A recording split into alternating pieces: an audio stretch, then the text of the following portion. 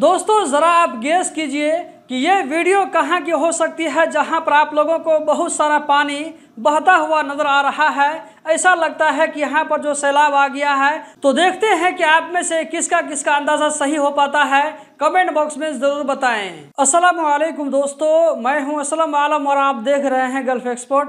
दोस्तों इस वीडियो में कतर के बारे में कुछ लेटेस्ट अपडेट आप लोगों के साथ में शेयर करने वाला हूं, तो वीडियो के साथ में आप लोग आखिर तक बने रहें। तो चलिए इस वीडियो को हम शुरू करते हैं और लेते हैं आज का पहला अपडेट। दोस्तों ये जो है कतर की वीडियो है, सलवा रोड की तरफ जो है कैप्शन में लिखा हुआ था, जहां से इस वीडियो को मैंने लिया है, तो वहां पर आप देख सकते हैं कितनी जोरदार बारिश हो रही है। ये आप देख सकते हैं पानी जो है गिरने के निशान आप लोगों को यहाँ पर वाज़े अंदाज में नजर आ रहा होगा।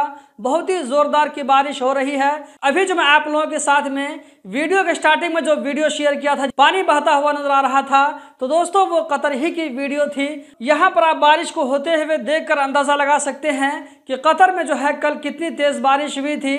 तो कतर में किस किस जगह में बारिश हुई थी, कमेंट बॉक्स में आप लोग जरूर बताएं। कतर में जब बारिश होती है, कतर ही नहीं बल्कि गल्फ कंट्रीज में जब बारिश होती है, वहाँ के जो लोकल अरबी लोग होते हैं, बारिश के होने से बहुत ज्यादा वो लोग खुश होते हैं। एमओआई कतर की तरफ से बारिश होने के टाइम में ड्राइवर को किन किन बातों का ध्यान रखना चाहिए, उन बातों के बारे में यहाँ पर एमओआई कतर की तरफ से कुछ गाइड जारी किए गए हैं, जो कि मैं आप लोगों के साथ में शेयर करने वाला हूँ। तो यहाँ पर कहा जा रहा है कि जब गाड़ी चलती है तो दो गाड़ियों के बीच में मुनासिब डिस्टेंस होना चाहिए। इसी तरह यहाँ पर कहा जा रहा है कि जब बारिश होती है तो उस वक्त हमें ओवरटेक नहीं करना चाहिए। उसी के साथ साथ यहाँ पर यह भी कहा गया है कि जहाँ पर आप चल रहे हैं वहाँ पर जो स्पीड लिमिट होता है उससे आप कम ही चलाएं, उससे ज़्यादा न चलाएं। इसी तरह वहाँ पर आप जो है अचानक ब्रेक लगाने से गुरेज करें। इसी तरह कहा जा रहा है कि जहाँ पर पानी ज़्यादा जमा होता है तो ऐसी जगहों पर जमा होने से वहाँ पर रुकने से गुरेज करें।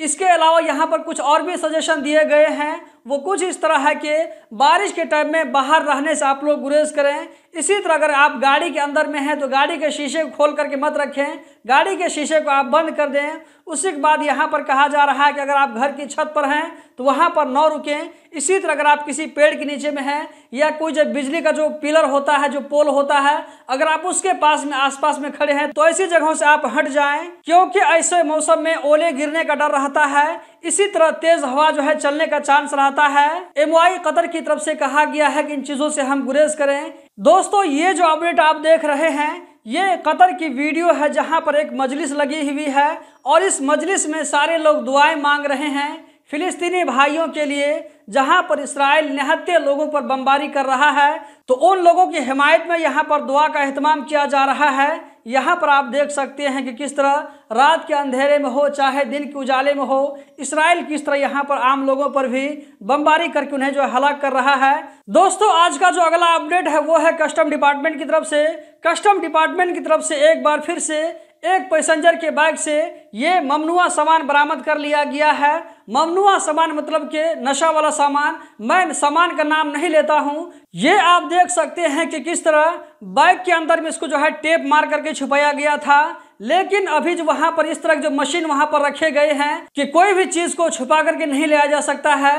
एक सरल मशीन सारी चीजों को वहां पर डिटेक्ट करके पकड़ लेता है, जिसका वजन आप यहां पर देख सकते हैं लगभग 2.5 किलोग्राम के आसपास में है। तो इसको कस्टम वालों ने पकड़ लिया है। अब इसके खिलाफ में मुनासिब कार्रवाई की जाएगी। दोस्तों आज का जो अगला अपडेट है यह है बलदिया की तरफ से।